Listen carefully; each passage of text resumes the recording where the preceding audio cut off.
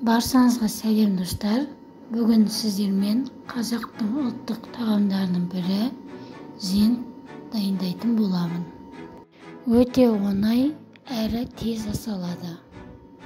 Ең алдымен печеньемізді оқтаумен үгітіп аламыз. Дайын болған печеньемізді ыдысымызға саламыз.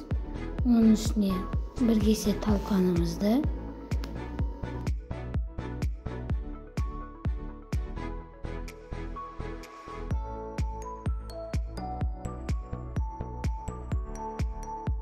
және жарты кесе шекерімізді салып, жақсылап араластырамыз.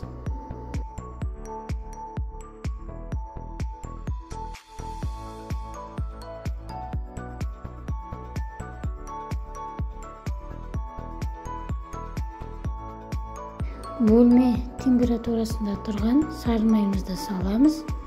Жақсылап қасықпен және қолмен араластырсаңыздар болады.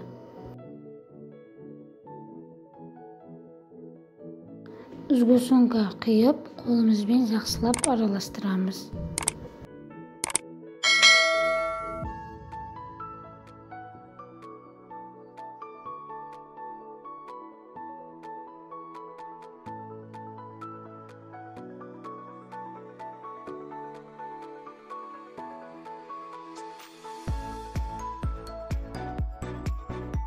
Дайын болған зентті осылай қолымызбен әртүрлі пішінде жасаймыз.